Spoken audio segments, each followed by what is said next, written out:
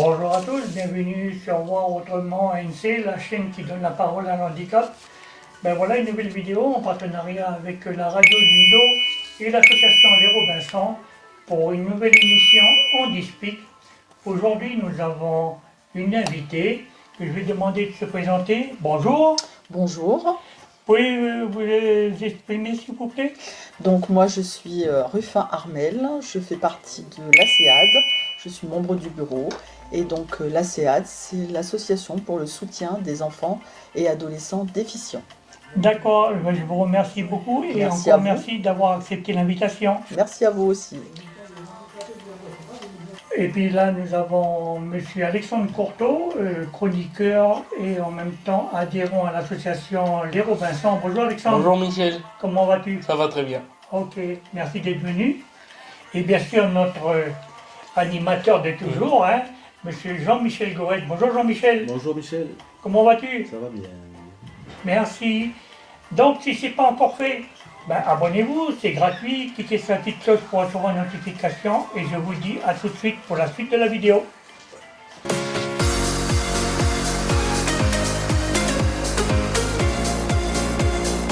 Bonjour la famille, bonjour le pays. Voilà, on dispique de retour sur les ondes pour une nouvelle émission comme chaque premier samedi du mois sur la RDK, la meilleure des fréquences. La famille, voilà. Les Robinsons vous saluent bien. Et militez respect à toutes nos familles sur nos 33 communes, sur nos 8 aires coutumières, nos 3 provinces. Là. Merci à vous d'être toujours fidèles au rendez-vous chaque premier samedi du mois. Voilà, avec l'équipe des Robinsons. Salutations à tous les petits bonhommes verts là, de l'association. Big up à nos familles, nos sympathisants dans les quartiers et les tribus. Je salue la petite équipe qui sont ici aussi avec moi dans les studios. Bonjour Alexandre. Bonjour Jean-Mi. Voilà, Alexandre, notre chroniqueur Robinson, toujours fidèle au poste aussi. On remercie la radio Jido de toujours nous accueillir dans les locaux là, depuis 2015 qu'on est ensemble dans le partage. Voilà, avec à la manette Mama John. Voilà, Mama John, encore un grand merci à lui et la famille RDK. On salue aussi notre youtubeur.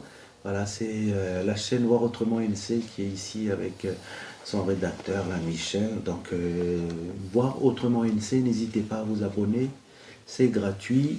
Et puis, ça encouragera le grand frère aussi dans son travail, parce que là, vous nous entendez sur les ondes, mais si vous voulez voir les visages de l'équipe qui est là au studio, vous pourrez aller zioter la vidéo de Maman Michel et en même temps on reçoit une association qui œuvre aussi là depuis tant d'années sur le tissu associatif. Ça vous permettra aussi de voir cette association aussi sous un autre angle et de voir leur logo par exemple et les visages des autres membres. Voilà, on compte sur l'équipe de l'association que nous accueillons ce matin pour aider Michel aussi dans son travail de youtubeur. Ce matin, nous accueillons donc une association qui est représentée ce matin par une maman du pays. Bonjour Armel. Bonjour. Voilà, Armel qui représente la CEAD et donc la CEAD les amis, c'est encore une autre structure qui œuvre là depuis pas mal d'années et qui va se faire découvrir parce que c'est la première fois que On Dispique reçoit cette association et on est honoré de recevoir Armel qui va parler au nom de leur groupe et de leur actions qu'ils font sur le terrain. Armel, l'ACEAD, c'est un acronyme, mais qu'est-ce que ça veut dire cet acronyme et en même temps, en quelle année a été créée l'ACEAD?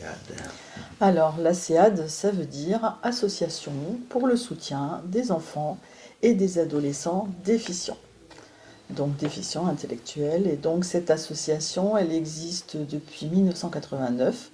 Donc ça fait 37 ans. Donc ça fait 37 ans qu'on existe et on espère continuer à exister encore très très longtemps. Voilà.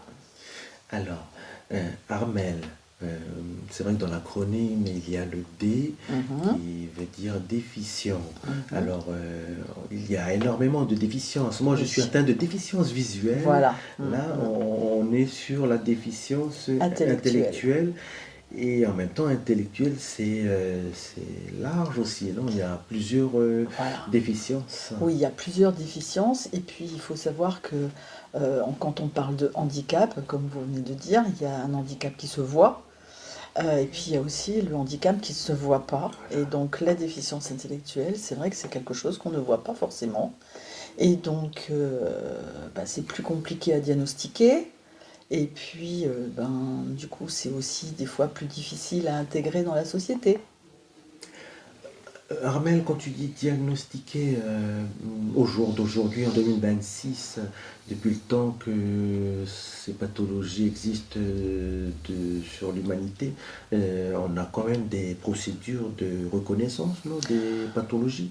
Est-ce qu'il y a des critères pour les Alors, repérer par exemple, des petits ou ça en grandissant? voilà, donc c'est vrai qu'on peut découvrir ce handicap à la naissance.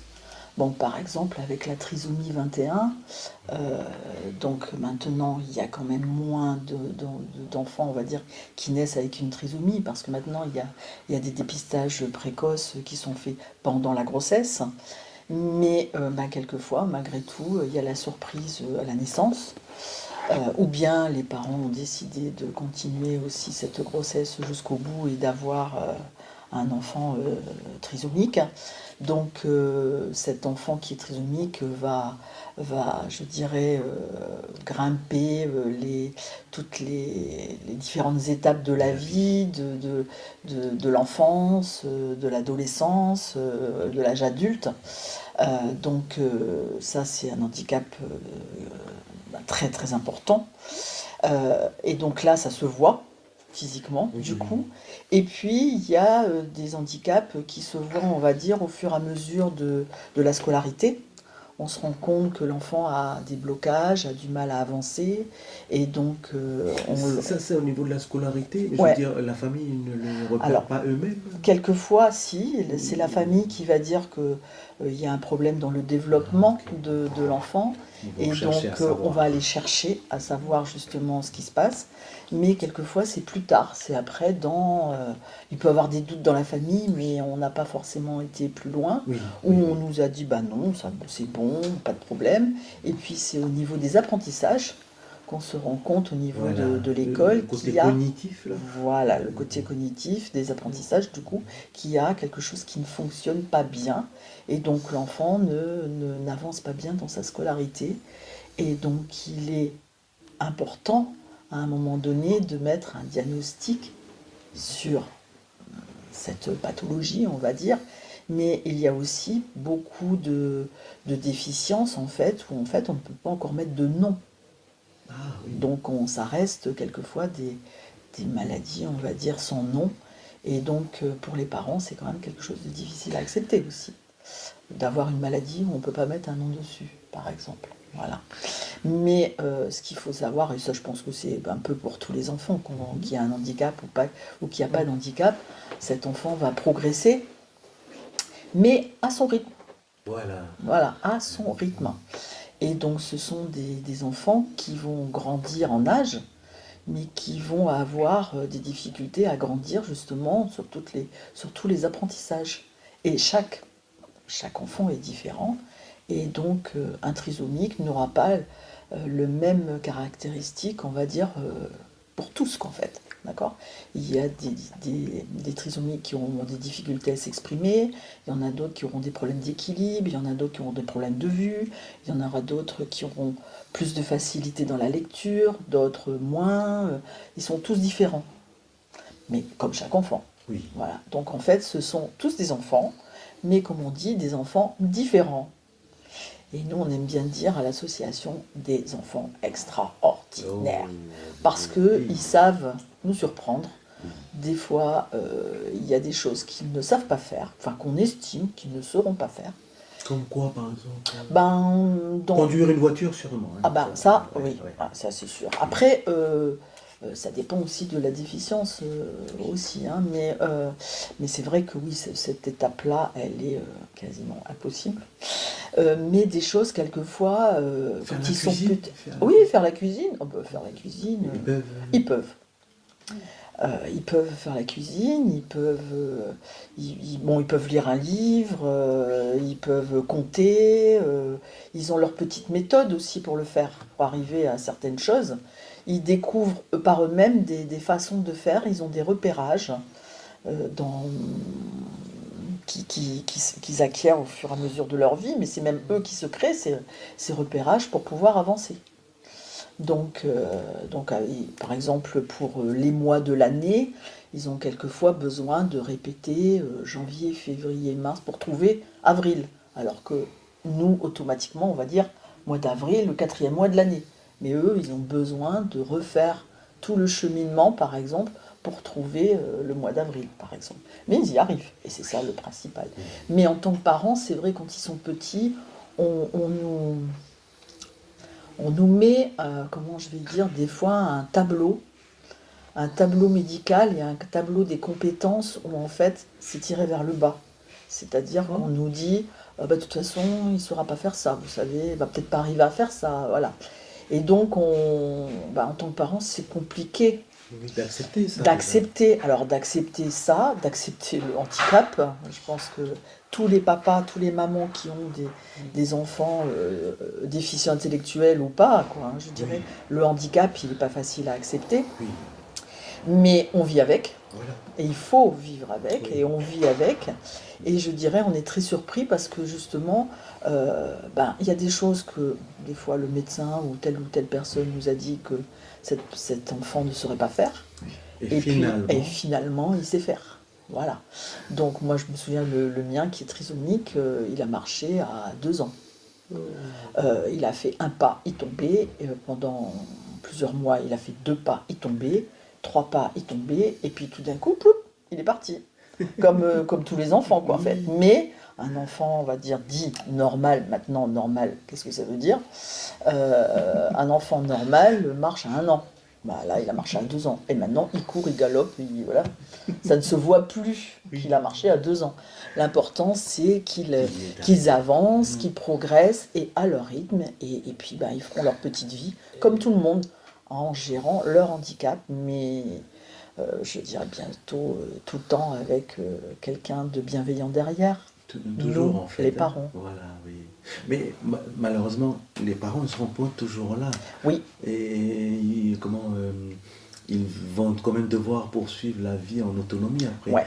Et ça veut dire quitter aussi le cocon familial. Ouais, ça veut dire aussi quitter le cocon familial, et ça veut dire aussi que pendant toutes les époques de toutes leurs années, on va dire, de vie, même au début, il faut absolument pousser à l'autonomie. Voilà. Et demander toujours un petit peu plus que ce qu'on pense pour pouvoir avoir un minimum ou un maximum. Mais il faut toujours demander plus pour avoir plus. D'accord? Et donc du coup, se lancer des défis. Et des fois, en tant que parent, c'est pas toujours facile parce qu'on a peur. On a peur qu'ils ne sachent pas faire, on a peur qu'il arrive quelque chose, on a des craintes. Mais ces craintes, on va dire, elles sont légitimes. Mais il faut les faire avancer, parce qu'il ne faut pas qu'ils passent leur journée devant la télévision, assis à ne rien faire, et qu'on fasse tout à leur place. C'est pas l'autonomie. Et dans la société, l'autonomie, elle est très importante. Pour tout le monde déjà, mais elle est très importante pour eux, parce que justement, il y a un moment donné où on ne sera plus là. Voilà.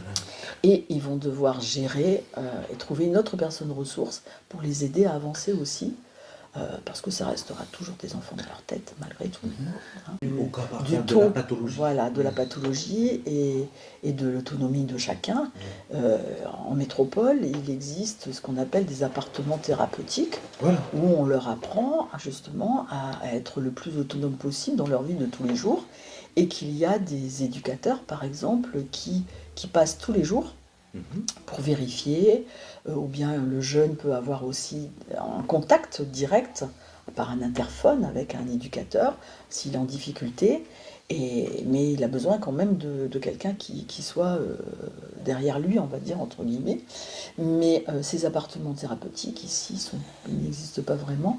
Est-ce que la SEAD On aimerait bien. consentirait enfin, je veux dire, par rapport au pouvoir public, est-ce qu'il serait possible justement Alors, avec les pouvoirs publics pour que ce dispositif puisse être depuis mis 37 aussi ans, et il faut savoir qu'on a commencé très très bas, on va dire entre guillemets, parce qu'on a commencé déjà par l'intégration ou l'inclusion, comme on dit maintenant, au niveau scolaire. Voilà.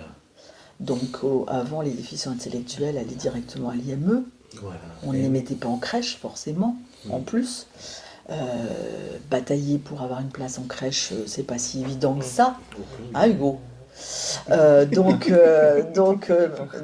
c'est sûr que le handicap intellectuel fait peur parce que on ne le connaît pas. Eh oui.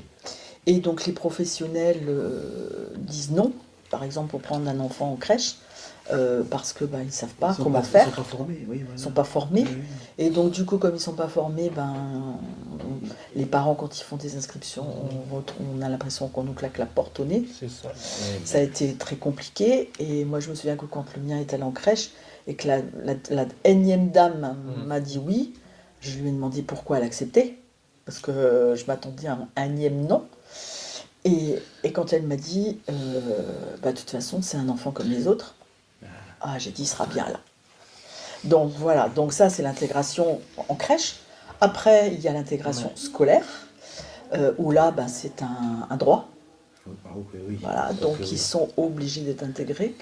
Mais c'est vrai que faut essayer, et ça je dis ça à tous les parents, il faut essayer l'intégration scolaire. Ça marche, ça marche. Ça marche pas, il y a toujours la possibilité avec l'IME en institution, où ils apprennent des choses aussi, mais qui sont moins poussées que dans le scolaire, on va dire. Mais cette intégration scolaire, donc à la SEAD, on a poussé, donc ça c'est les fondatrices de la SEAD, dont Madame Weyman, qui a créé avec les pouvoirs publics, parce qu'il faut travailler avec les pouvoirs publics, qui a créé les DIM en ce temps-là, donc les classes de déficientes intellectuelles mentales.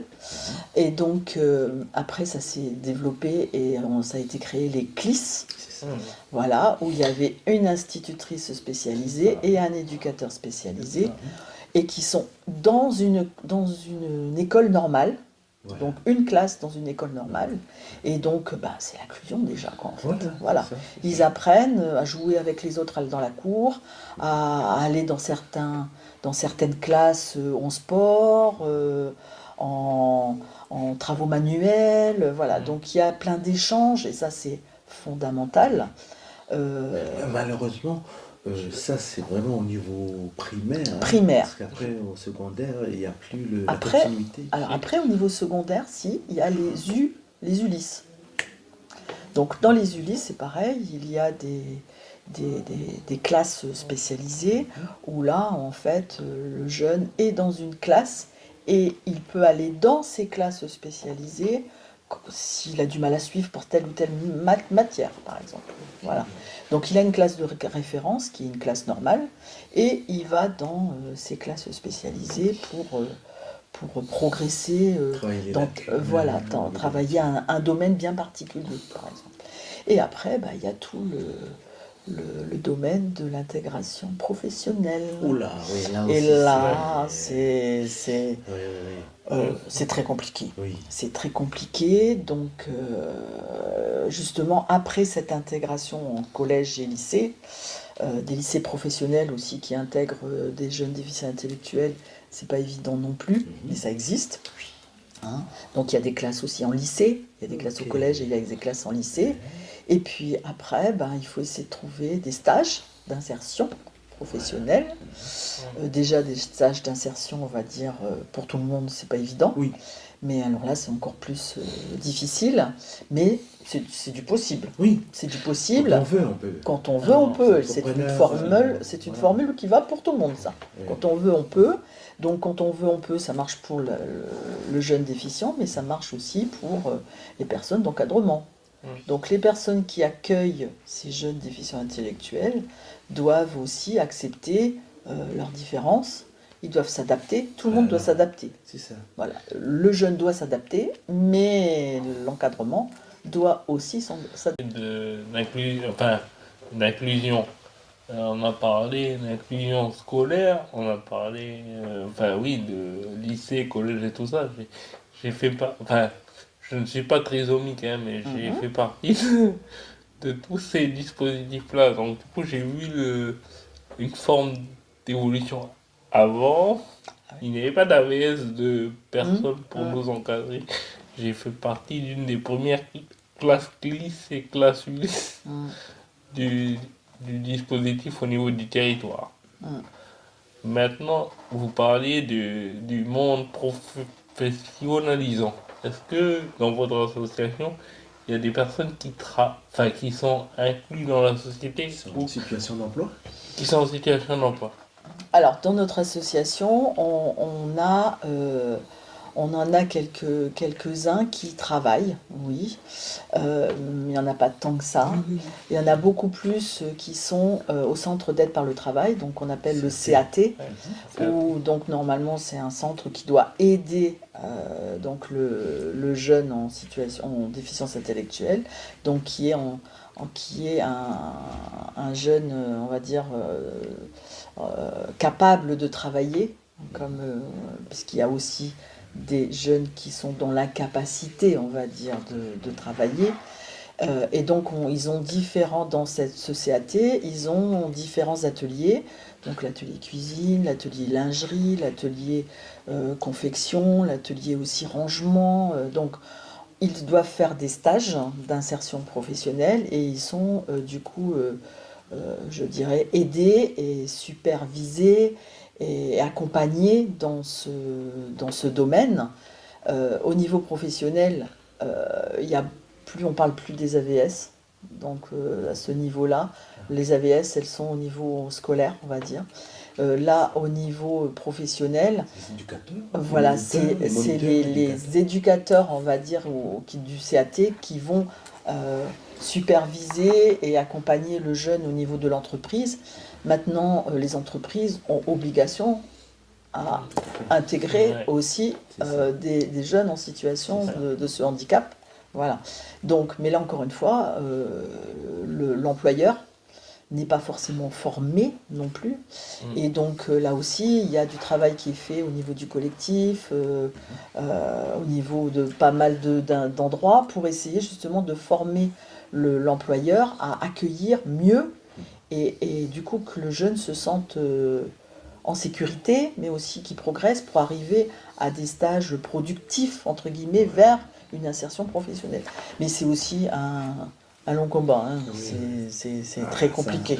Très compliqué. Au niveau de la CEAD, est-ce que vous avez, justement, quand on parle de sensibiliser, de former la société civile à inclure les personnes en situation de handicap, est-ce que vous, la CEAD, vous avez pas des fascicules, des méthodes ou des procédures pour aller justement et expliquer ce que c'est ou faire, former un peu la conscience des gens pour l'intégration professionnelle. Voilà, Alors, depuis des années, on a beaucoup travaillé avec les écoles, hein, donc avec les instituts, avec les directions, avec les pouvoirs publics. Ça, on a beaucoup participé et on a beaucoup aussi participé financièrement grâce justement à des subventions aussi pour aider aussi les classes à adapter leur matériel, par exemple. Des jeux, des choses comme ça. Au niveau des centres de loisirs aussi, ça c'est très très très important parce qu'on parle toujours de cette intégration, mais il y a aussi cette intégration sociale. Donc l'intégration dans les centres de loisirs, et là aussi, il y a la formation, on a beaucoup participé à la formation des animateurs BAFA dans les centres de loisirs, à la FOL, au village de Magenta. Une façon d'accompagner les enfants. Voilà. Il fallait que la CEAD soit là pour... Voilà, et aussi, on va aussi toujours dans ce regard le regard du handicap aussi qui doit changer pour que, on va dire, l'enfant puisse aller dans des centres de loisirs, être intégré et que même, on va dire, est intégré par ses pairs. Donc, c'est-à-dire aussi par tous les autres enfants C'est ça. qui se sont adaptés et qui ont très bien accueilli, parce qu'entre enfants, Mais en général, entre enfants, ça se passe bien. Voilà. C'est pas les enfants qui sont dans non, le jugement. c'est les adultes. c'est les adultes et Il faut quelquefois les éduquer. parents des autres, entre guillemets, les parents des autres parents qui ne comprennent pas toujours qu'on accepte des enfants Ah, on a des déficients réactions comme ça? Ah oui, oui. Alors un peu moins maintenant, un peu Voilà, moins, hein, voilà. parce que le regard il change. Voilà. Ça c'est très important et il faut continuer à Grâce au faire travail changer. de la CEAD et de toutes Voilà. les associations. Et il faut les faire participer, comment je vais dire, à toutes les activités de la vie de tous les jours. Je me souviens d'un éducateur, si Michel m'entend, ça va lui faire plaisir, je pense. Il disait un déficient intellectuel bien intégré, c'est un déficient intellectuel qu'on ne remarque pas. Donc en fait, c'est quelqu'un qui va s'intégrer il a sa différence, il a son truc, mais il va s'intégrer. Il va aller là, on va pas le voir, mais il va avancer à son rythme. Voilà. Donc il faut qu'il sorte, il faut que tous ces jeunes sortent, comme tout le monde. Il faut qu'ils aillent dans des centres de loisirs, il faut qu'ils aillent dans des clubs sportifs. Par exemple, il faut qu'ils aillent à la piscine avec tout le monde. Il faut, d'ailleurs, au sein de la CEAD, on fait des activités tous les mercredis après-midi. Donc avant, on en faisait beaucoup plus. Maintenant, on fait le mercredi après-midi. Ils vont à la piscine, ou bien ils font en ce moment de la country. Et ils ont même fait, merci Stéphane, ils ont fait, qui est le prof de country, ils ont même fait un petit spectacle à la Barca. Ouh. Voilà. On a un autre projet cette année qui fasse un spectacle avec des personnes âgées.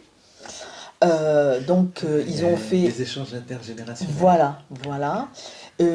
Pendant des années, certains ont participé au carnaval de la bande à Momo. Oh, ils étaient intégrés dans Ils étaient intégrés, Oh. ils faisaient le carnaval, ils étaient intégrés dans Ben, dans c'est la sûr troupe. qu'on pouvait pas les remarquer. Non. Là, ils sont Et tous- ils n'étaient pas tous ensemble en plus. Merci Jean-Michel aussi, de la bande à Momo, qui du coup ils n'étaient pas non plus dans une ligne Voilà. du carnaval, ils étaient mélangés, Excellent. d'accord. Et les autres les aidaient à faire les chorégraphies. Et donc, puis c'est la danse, réflexe. la danse c'est quelque chose qu'ils adorent. Ah. Donc ils aiment bien faire aller le popotac, comme on dit. Donc cette intégration, elle est sociale et elle est aussi, je dirais, il faut qu'ils aillent faire leurs courses, il faut les pousser à aller faire des courses, Ah, comme là, tout le là, monde. Là, par contre, c'est vrai que c'est un peu plus pointu, là, parce que par Oui. exemple, gérer leur argent, enfin, Ouais. ils touchent l'allocation handicap, donc Ouais. gérer ça, est-ce qu'ils sont, parce que, comment je reviens encore à ça, papa, maman ne seront pas toujours là, est-ce qu'ils se font suivre après par un curatelle, tutelle, ce genre de choses, pour les aider à... Alors là encore une fois, Parce que tout seuls, ils y arrivent. alors il y en a qui gèrent des petits, on va dire, si on les envoie un peu faire toujours les mêmes courses, il y en a qui savent compter, il y en a qui savent rendre de la monnaie, il y en a d'autres non, mais sont capables d'aller chercher toujours la même chose, on va dire, la routine, la répétition des choses de la vie de tous les jours. Il faut, et ça c'est de notre domaine, nous parents, c'est des et repères, toute la c'est des société, repères. ils ont besoin de repères. De repères. Donc, par exemple, aller chercher le pain, Voilà. aller chercher de la farine, ils vont prendre toujours la même farine, par exemple. Ils vont aller chercher toujours le même pain, ils vont aller chercher de l'huile pour faire un gâteau. Ils savent très bien qu'il faut des œufs, de l'huile, voilà. Après, le compter, le grammage et tout ça, ça c'est autre chose. C'est pas toujours facile, mais ça s'apprend aussi. Il y en a qui vont réussir, il y en a qui vont pas réussir. Et puis, on peut toujours adapter en faisant des tasses. Comme point de repère, mais il y en a qui vont pas réussir à faire leurs courses et ils auront besoin justement d'une aide, quelqu'un qui va gérer leur budget, d'où, comme vous disiez, la curatelle ou la tutelle. Donc c'est vrai qu'il faut bien penser aussi qu'il faut protéger ces adultes. Voilà.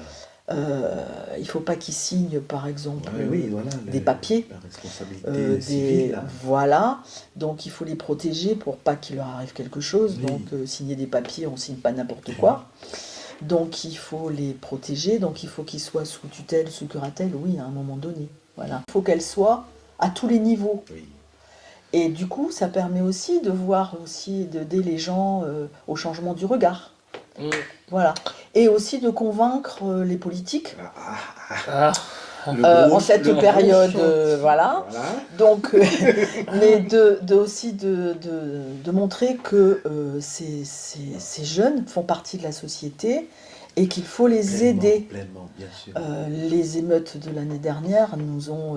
Ça a été un traumatisme ça a aussi. été un traumatisme Oui. très important. Ah, ben Nous, oui. on avait notre local autour de Magenta. Donc, Il a été touché. alors, il a pas vraiment été touché. Je dirais que c'est le quartier qui a été touché. Mais votre Mais local n'a pas subi Il de n'a pas dégradation. subi, mais on ne peut plus accueillir nos jeunes dans ce quartier difficile. Donc, on n'y allait plus. Et donc, on n'a plus de local. Et le collectif nous a accueillis en urgence et continue de nous accueillir. Merci le collectif. Et on avait aussi des éducateurs qui justement faisaient des activités avec nos jeunes les mercredis, mais aussi pendant les vacances. Et ils allaient aussi ils étaient aussi dans les collèges et lycées professionnels. Donc ils aidaient aussi les jeunes des classes. Et donc on a dû s'en séparer faute de subventions. Donc ça, c'est une période en fait qui a été très difficile. On a pensé mettre la clé sous la porte. Carrément. Ouais.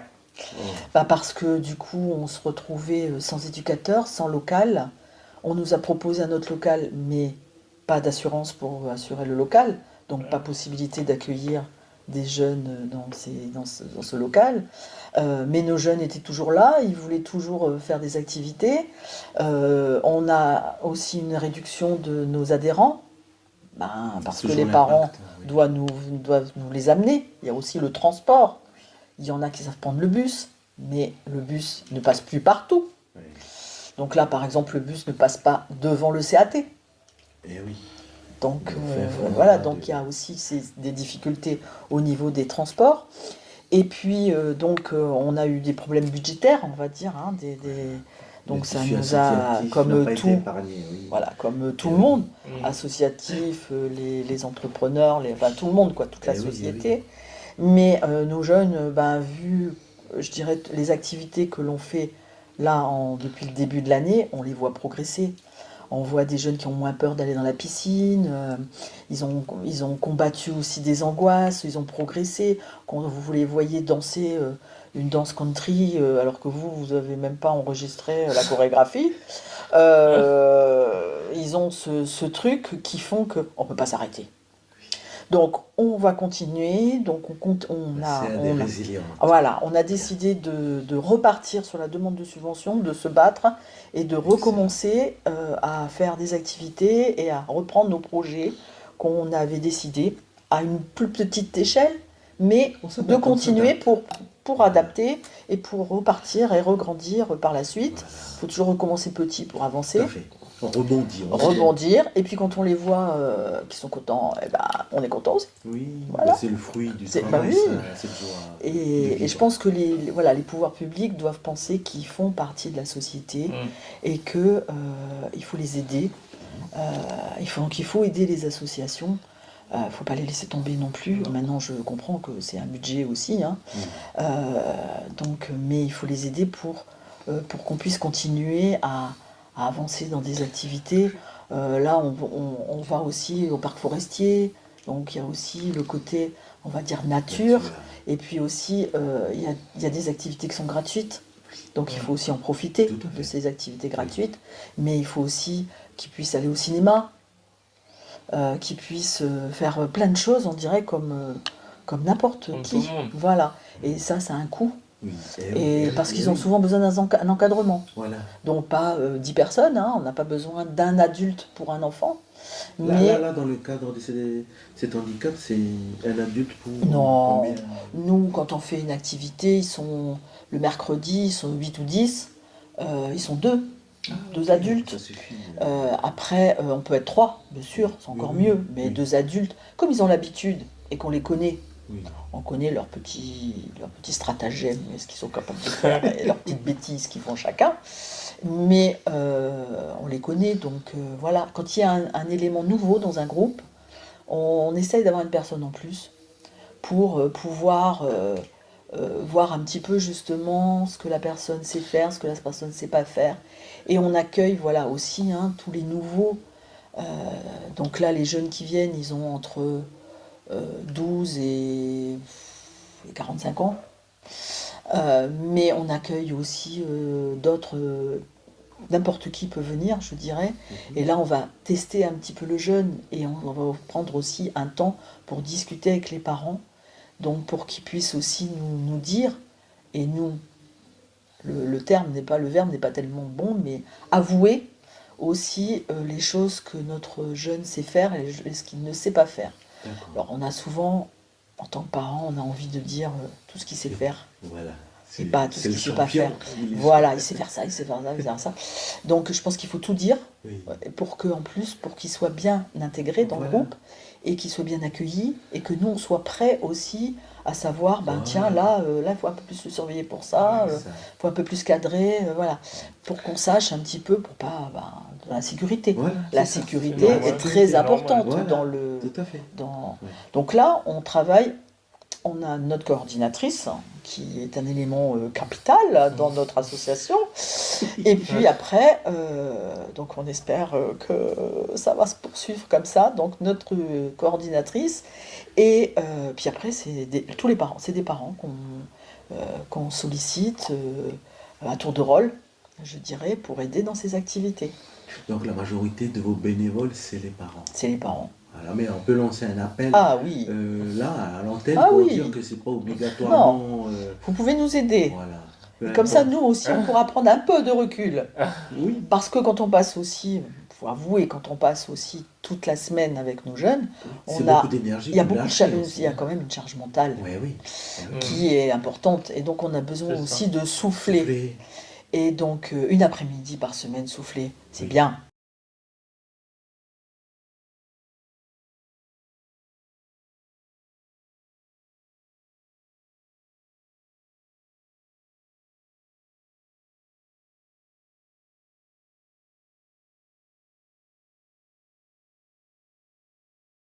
Spécificité, on va dire, il y a des Est-ce petits qu'il y a amoureux. des- Il y a est-ce des qu'il y a amoureux des- platoniques, mais des amoureux.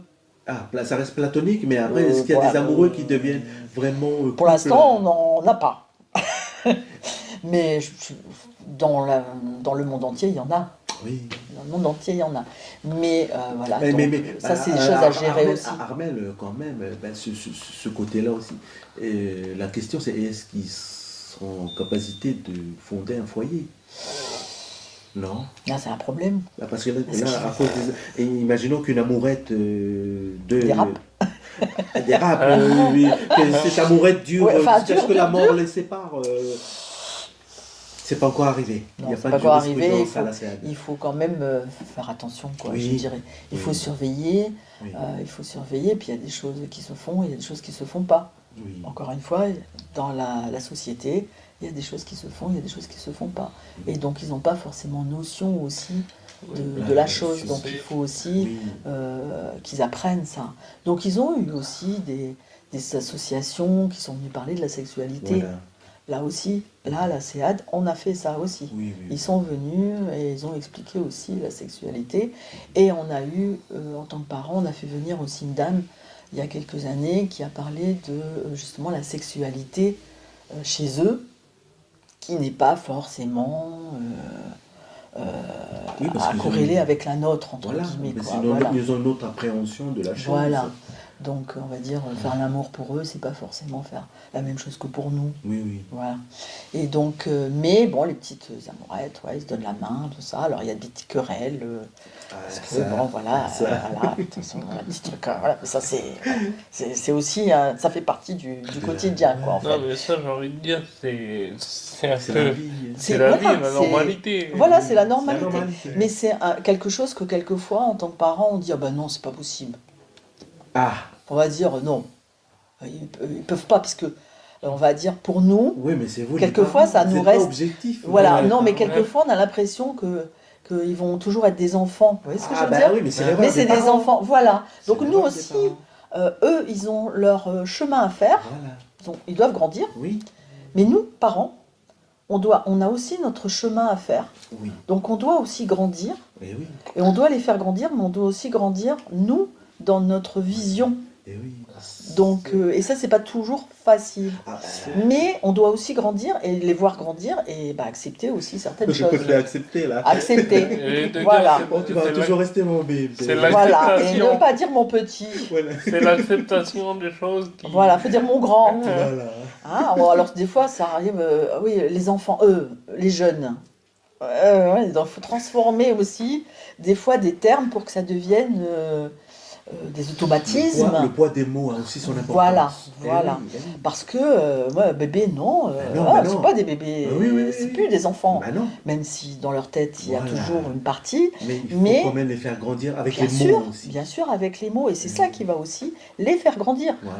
Voilà, donc les considérer comme des vrais ados. De continuer et d'agrandir, de continuer comment je vais dire, notre progression dans les activités, continuer ce que l'on fait, essayer pourquoi pas à un moment donné de retrouver un éducateur qui puisse nous aider sur des côtés peut-être plus spécifiques. Et pourquoi pas aussi se lancer aussi avec le CAT, on va dire par exemple, dans l'insertion professionnelle. Et pourquoi pas, voilà, tout ce qu'on a dit tout à l'heure, comment je vais dire, les appartements, voilà, de pouvoir aussi partir en vacances avec, mais aussi sans eux. Eh ben oui. Ce qui est un très bon aussi apprentissage.